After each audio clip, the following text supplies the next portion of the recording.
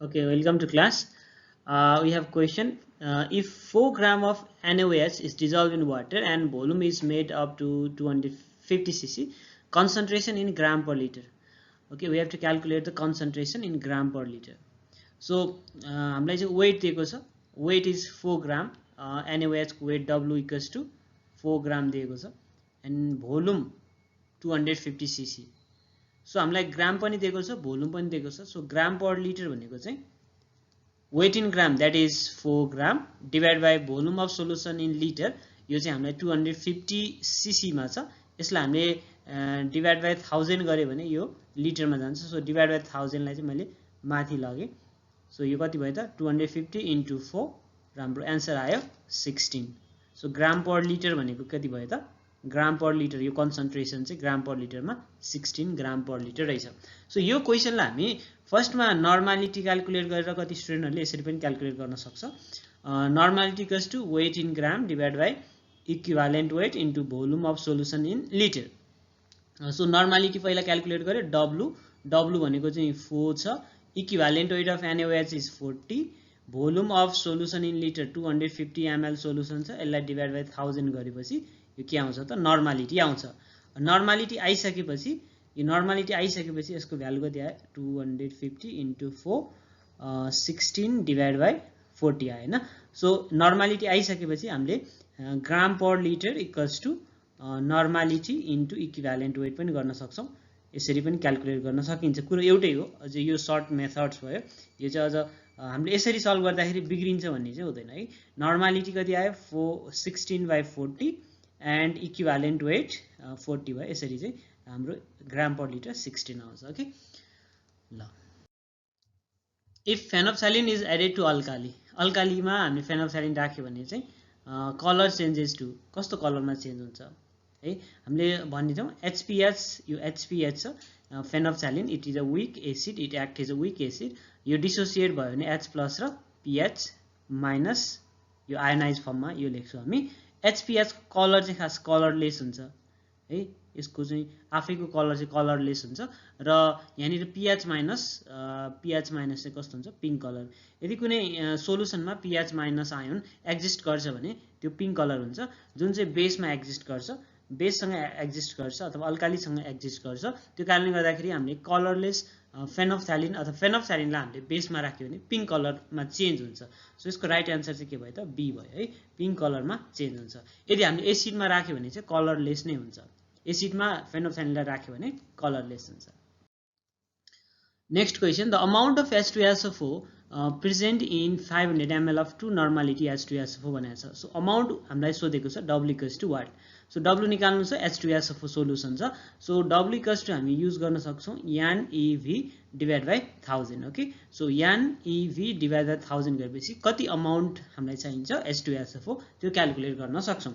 So normality हामीलाई छ H2SO4 को normality 2. Equivalent weight of H2SO4 49. Volume of solution चाहिँ 500 ml छ. सो यसलाई हामी डिवाइड बाई 1000 गर्छौँ. यो केमा गयो लिटरमा गयो. ओके. 500 into 2. सो यसबाट आयो हाम्रो एन्सर कति आयो 49 ग्राम आयो. सो 49 ग्राम चाहिँ हामीलाई चाहिँदो रहेछ 2 नर्मालिटी H2SO4 बनाउनको लागि. How many moles of CO2 are present in 220 milligram भनेको छ. सो हामीलाई नम्बर अफ मोल्स निकाल्नु पर्यो कार्बन डाइअक्साइडको. यहाँनिर हामीलाई के दिएको छ त वेट दिएको छ. So weight number of moles भनेको हामीलाई थाहा छ फर्मुला. नम्बर अफ मोल्सको फर्मुला के हो त नम्बर अफ मोल्स भनेको weight in gram divide by molecular weight. Okay. Weight in gram divide by molecular weight. अब वेट इन ग्राम चाहिँ हामीलाई दिएको छ 220 मिलिग्राम. सो यसलाई चाहिँ हामी डिवाइड बाई 1000 गर्छौँ किनभने यसलाई हामी चाहिँ ग्राममा कन्भर्ट गर्नु पर्यो. मिलिग्रामलाई ग्राममा कन्भर्ट गर्नको लागि डिवाइड बाई 1000 गरिन्छ. अनि molecular weight of carbon dioxide 44. Okay. So यो 0 र यो 0 क्यान्सल भयो. 22 into 2 भयो इक्वल्स टु 1/200 भयो. अब यसलाई हामीले क्याल्कुलेट गर्यो भने 1/200 भनेको 0.005 मोल्स आउँछ कि 0.005 मोल्स आउँछ. ओके. सो यसको राइट आन्सर के भयो त 0.005 मोल्स भयो. है। त्यसपछि अर्को क्वेसन हेरौँ। How many gram of water is required to make saturated solution of 100 grams of KNO3। So KNO3 भनेको चाहिँ सोल्युट भयो होइन, वाटरसँग राखेको छ। सो वाटर चाहिँ के भयो त, सोल्भेन्ट भयो। वाटर के भयो त, वाटर भयो सोल्भेन्ट। 800 degree Celsius, if solubility 800 degree Celsius is 20। Solubility हामीलाई दिएको छ। सो सोल्युबिलिटीको फर्मुला हामीलाई थाहा छ। सोल्युबिलिटी भनेको चाहिँ वेट अफ सोल्युट, के हो त, weight of solute divide by weight of solvent. Weight of solute divide by weight of solvent into 100 होइन। सोल्युबिलिटी हामी 100 मा हेर्छौँ। सो वेट अफ सोल्युट भनेको KNO3 भयो, पोटासियम नाइट्रेट। यसको वेट हामीलाई दिएको छ 100 डिवाइड बाई वेट अफ सोल्भेन्ट हामीलाई थाहा छैन। वेट अफ सोल्भेन्ट हामीलाई थाहा छैन वाटरको, त्यही निकाल्नु छ हामीलाई। How many gram of water भनेको छ इन्टु यहाँनिर 100 छँदैछ। सोल्युबिलिटी हामीलाई दिएको छ 20। ओके, सो वेट अफ सोल्भेन्ट कति आयो त, वेट अफ सोल्भेन्ट भनेपछि 25 जा 100 भयो। सो 500 ग्राम आउने भयो। ओके, वेट अफ सोल्भेन्ट कति भयो त, 500 ग्राम भयो। So right answer is D. अर्को क्वेसन छ हामीसँग, what is the normality of NH4OH। NH4OH को नर्मालिटी हामीलाई क्याल्कुलेट गर्नु छ। सोल्युसन ह्याभिङ डेन्सिटी दियो, स्पेसिफिक ग्राभिटी अथवा डेन्सिटी कति छ, 0.6 gram per ml, containing 34% by weight of NaOH। So weight हामीलाई कति दिएको छ, 34% बाई वेट दिएको छ। बाई वेट भने W/W को टर्ममा दिएको छ। सो नर्मालिटीको लागि फर्मुला हामीले के लेख्छौँ, नर्मालिटी भनेको percentage by weight into density, specific gravity density into 10 divide by normality आयो भने हामी के लेख्छौँ, इक्विभ्यालेन्ट वेट लेख्छौँ। ओके, सो अब भ्यालु राखौँ, नर्मालिटी क्याल्कुलेट गरौँ है।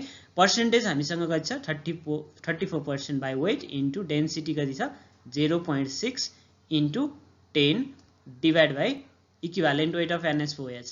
NH4OH को चाहिँ मोलिकुलर वेट कति हुन्छ, नाइट्रोजनको 14, हाइड्रोजनको 4, 4 हाइड्रोजनको 4, अक्सिजनको 16, एउटा हाइड्रोजनको 1। सो कति भयो, 18 प्लस 17 भनेको 35। यो मोलिकुलर वेट भयो। यसको इक्विभ्यालेन्ट वेट पनि सेम हुन्छ, किनकि यसको बेसिसिटी OH माइनस आयन एउटा छ, सरी एसिडिटी होइन, OH minus ion, number of replaceable OH minus ion means acidity. So divide by equivalent weight that is 35। सो यसलाई हामी क्याल्कुलेट गरौँ, 34 into 0.6। Okay, we can calculate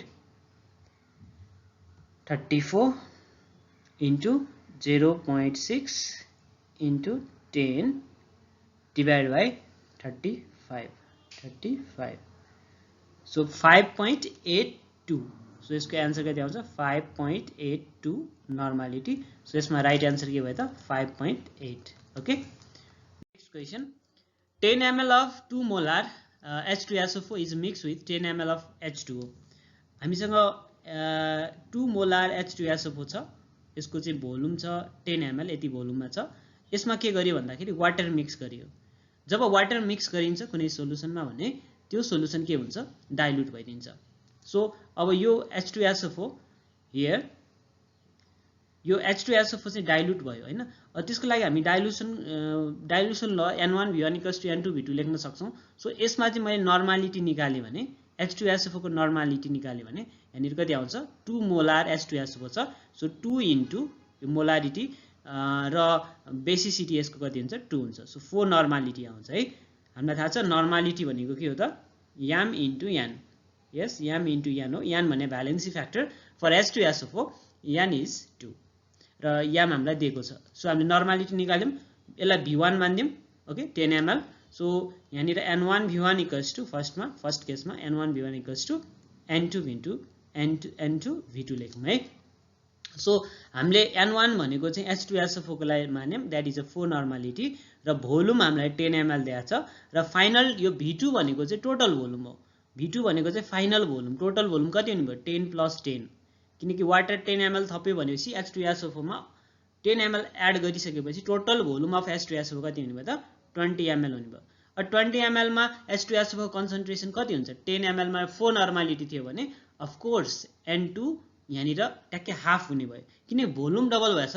volume double भएको छ भने कन्सन्ट्रेसन के हुन्छ हाफ हुन्छ। त्यही पनि हामी N1 V1 N2 V2 बाट क्याल्कुलेट गर्छौं and V2 is 20 okay. So यसबाट आयो 20 यहाँनिर 2 भयो 2 2 जा 4 ओके। सो N2 भनेको कति आयो त N2 2 नर्मालिटी आयो भनेको जब 10 ml वाटर एड गरिन्छ H2SO4 मा 2 मोलारिटी अफ H2SO4 मा एड गरिन्छ भने यसको कन्सन्ट्रेसन चेन्ज भयो 2 नर्मालिटी मा। अब 10 ml of mixture can neutralize भनेको यही H2SO4 यही यसकै 10 ml लियो हामीले। नाउ H2SO4 को नर्मालिटी यसलाई मैले NA लेखेँ कति नर्मालिटी आयो 2 नर्मालिटी जब वाटर एड गरिन्छ। त्यसपछि भोल्युम लियो यसको 10 ml यसले के गर्यो भने न्यूट्रलाइज गर्यो NaOH लाई न्यूट्रलाइज गर्यो। NaOH को कति कन्सन्ट्रेसन NaOH को कन्सन्ट्रेसन कति छ यसलाई नर्मालिटी अफ बेस लेखौं दैट इज 2 नर्मालिटी भनेपछि कति भोल्युमलाई यसले न्यूट्रलाइज गर्छ त VV what यसको लागि हामी number of gram equivalent of H2SO4 that is acid number of gram equivalent of base हैन भनेको नर्मालिटी इक्वेसन NaVA NBVV यो फर्मुला युज गर्छौं यसबाट हामी क्याल्कुलेट गर्न सक्छौं। सो यसबाट हाम्रो आन्सर कति आउँछ NaVA भ्यालु राखौं Na छ हामीसँग 2 VA छ 10 NB छ 2 एन्ड VV छ सो भोल्युम निकाल्नु छ। सो VV कति आयो त 10 ml। सो यसको राइट आन्सर के भयो त 10 ml भयो। Next question phenolphthalein act as best indicator. Phenolphthalein it is a weak acid है वीक एसिड यो वीक एसिड HPH फेनोफ्थ्यालिन चाहिँ कुन टाइट्रेसनको लागि बेस्ट हुन्छ भन्दाखेरि हामीले याद गर्नु पर्यो एसिड बेस टाइट्रेसनमा एसिड बेस टाइट्रेसनमा इन्डिकेटर कुन युज गर्ने भन्दाखेरि स्ट्रङ एसिड स्ट्रङ बेस छ भने either of the indicator we can use है जुन इन्डिकेटर युज गर्न पनि सकिन्छ। तर अरु like if there is a weak acid and strong base weak acid and strong base छ यो कन्डिसनमा चाहिँ we can use a weak acid मा हामी युज गर्छौं वीक एसिड नै इन्डिकेटर युज गर्न सक्छौं HPH ओके। त्यस्तै गरेर if there is a strong acid and weak base हैन स्ट्रङ एसिड र वीक बेस छ भने चाहिँ यस्तो कन्डिसनमा वीक बेस वाला indicator that is a methyl orange we can use है। सो यहाँनिर हामीले हेर्नु पर्यो वीक एसिड र स्ट्रङ बेस वीक एसिड र स्ट्रङ बेस। सो यहाँनिर both are strong either of the indicator we can use. सेकेन्डमा छ COH कार्बोक्सिलिक एसिड अक्जालिक एसिड भयो which is a weak acid and NaOH is a strong base so यसको लागि best indicator B भयो। C चाहिँ Redux titration हो FeCl3 र K2Cr2O7 HCl and NaOH last को पनि के भयो त स्ट्रङ एसिड र स्ट्रङ बेस बीचको टाइट्रेसन सो यसको राइट आन्सर B भयो। Next question when 50 ml of HCl react with 10 gram of CaCO3 normality of the solution भनेको छ। सो CaCO3 र HCl चाहिँ रियाक्सन गर्यो ओके अनि यहाँनिर हामीलाई भोल्युम दिएको छ HCl को वेट दिएको छ क्याल्सियम कार्बोनेट को यसको लागि हामी W न्यूट्रलाइजेसन रियाक्सनमा पनि NeV/1000 यो फर्मुला हामी युज गर्न सक्छौं। मैले अगाडिको लेक्चरमा पनि भनेको छु याने VA NB/VB हुन्छ हैन न्यूट्रलाइजेसनको लागि। यदि मसँग नर्मालिटी अफ एसिड छैन वेट दिएको छ वेट अफ एसिड छ भनेपछि इक्विभ्यालेन्ट वेट अफ एसिड हुन्छ यहाँ weight of acid divide by equivalent weight of acid volume of acid यो यानी नर्मालिटी भयो हैन र यतापटि VA एज इट इज छदैछ यो VA र VA क्यान्सल भयो र यतापटि के छ NB छ यतापटि के छ VB छ। सो WA इक्वल्स टु के आयो त भन्दाखेरि NBEA इन्टु VB आयो। यदि भोल्युम चाहिँ ml मा छ भने हामी डिवाइड बाइ 1000 गर्छौं यो भनेको W इक्वल्स टु NeV/1000 यो हामी डाइल्युसन गर्नको लागि कन्सन्ट्रेसन डिफरेन्ट कन्सन्ट्रेसन बनाउनको लागि पनि यो फर्मुला युज गरेर वेट निकाल्न सक्छौं भने यो इक्वेसन या त यो फर्मुला चाहिँ न्यूट्रलाइजेसनको लागि पनि युज हुन्छ। सो यसमा न्यूट्रलाइजेसनमा चाहिँ हामीले के याद गर्नु पर्यो भन्दाखेरि this W and this E एउटाको हुन्छ भने दिस नर्मालिटी एन्ड भोल्युम चाहिँ अर्को एसिड अथवा बेसको हुन्छ। सो यहाँनिर W र E कसको दिएको छ हामीलाई W दिएको छ CaCO3 को सो W चाहिँ कसको हुन्छ CaCO3 को कति छ 10। त्यसैगरी नर्मालिटी HCl को जुन हामीलाई क्याल्कुलेट गर्नु छ equivalent weight of calcium carbonate that is a equivalent weight of calcium carbonate 50 आउँछ। भोल्युम चाहिँ 50 ml HCl को भयो डिवाइड बाइ 1000 किन गर्यौं किनभने 50 ml लिटरमा छ ओके ml मा छ सरी। सो यहाँ दुईटा जेरो क्यान्सल भयो 5 to the 10 and 5 to the 10 so normality equals to कति आयो 2 into 2 4 नर्मालिटी। सो यहाँनिर HCl को नर्मालिटी कति रहेछ त 4 नर्मालिटी रहेछ। अर्को क्वेशन छ the number of molecules of CaCO3 that remains when 1 mole of CaCO3 is allowed to react with 1 mole of HCl भनेको छ ओके। यो रियाक्सनमा हामीलाई number of molecules of CaCO3 जुन रिमेन छ जुन रियाक्सनमा गएको छैन हैन सर्टेन चाहिँ रियाक्सनमा गयो कम्प्लिट रियाक्सनमा गयो र केही चाहिँ रिमेनिङ छ त्यो रिमेनिङ भएको चाहिँ कति छ भनेर हामीलाई सोध्यो ओके। हामीलाई चाहिँ number of moles of CaCO3 कति दियो त number of moles of CaCO3 calcium carbonate कति दिएको छ 1 मोल दिएको छ ओके। अब यसको यदि हामीले अगाडि नम्बर अफ ग्राम इक्विभ्यालेन्ट र नम्बर अफ मोल्स को फर्मुला याद गरेका छौं भने यहाँनिर हामी नम्बर अफ ग्राम इक्विभ्यालेन्ट पनि लेख्न सक्छौं। Number of gram equivalent of CaCO3 number of gram equivalent भनेको नम्बर अफ मोल्स इन्टु के हुन्छ number of moles into n भनेको valency factor okay valency factor. अब CaCO3 को लागि हामी अब के गर्छौं भन्दाखेरि नम्बर अफ ग्राम इक्विभ्यालेन्ट निकाल्छौं that is number of moles 1 छ र भ्यालेन्सी फ्याक्टर CaCO3 को लागि कति हुन्छ यसको लागि यानको भ्यालु कति हुन्छ हैन यो त साल्ट हो नि त साल्ट को लागि बेसिक साल्ट हो यो यसको लागि चाहिँ हामी टोटल क्याटायन्स अथवा एनायन्स 2 देख्छौं सो भ्यालेन्सी फ्याक्टर 2 भयो। So number of gram equivalent 2 आयो ओके। त्यसैगरी एसिड को लागि हेरौं number of mole of HCl को टोटल नम्बर अफ मोल्स कति छ मोल छ 1 मोल ओके। अब HCl चाहिँ मोनोबेसिक एसिड हो त्यही भएर यसको नम्बर अफ मोल र number of gram equivalent same हुन्छ तर पनि हामी लेख्छौं number of gram equivalent of HCl कति भयो 1 इन्टु यसको भ्यालेन्सी फ्याक्टर एउटा मात्र 1 H प्लस छ त्यही भएर बेसिसिटी 1 हुन्छ सो 1 ग्राम इक्विभ्यालेन्ट ओके। अब के भयो भन्दाखेरि ग्राम इक्विभ्यालेन्ट ओके। अब यो र यो रियाक्सनमा गयो क्याल्सियम कार्बोनेट HCl रियाक्सनमा गयो भनेपछि यहाँनिर चाहिँ हियर रिजल्टिङमा कसले जित्यो हामी यहाँनिर नम्बर अफ ग्राम इक्विभ्यालेन्ट हेर्न सक्छौं। नम्बर अफ ग्राम इक्विभ्यालेन्ट चाहिँ क्याल्सियम कार्बोनेटको 2 छ HCl को कति छ 1 छ भनेपछि यो धेरै छ नि त इक्वल ग्राम इक्विभ्यालेन्टले इक्वल ग्राम जस्तै फर एक्जाम्पल एसिड को 1 ग्राम इक्विभ्यालेन्टले बेस को 1 ग्राम इक्विभ्यालेन्ट सँग कम्प्लिट न्यूट्रलाइज गर्छ okay. So here is a 2 gram equivalent of calcium carbonate which act as a base and 1 gram equivalent of HCl which act as a acid हैन। So भनेपछि त यहाँनिर extra के हुने भयो त calcium carbonate here resulting concentration resulting solution हेरौं resulting solution भनेको चाहिँ NaVm जुन चाहिँ अब यहाँ के हुन्छ भन्दाखेरि NaVa माइनस NbVb यसरी हामी क्याल्कुलेट गर्न सक्छौं।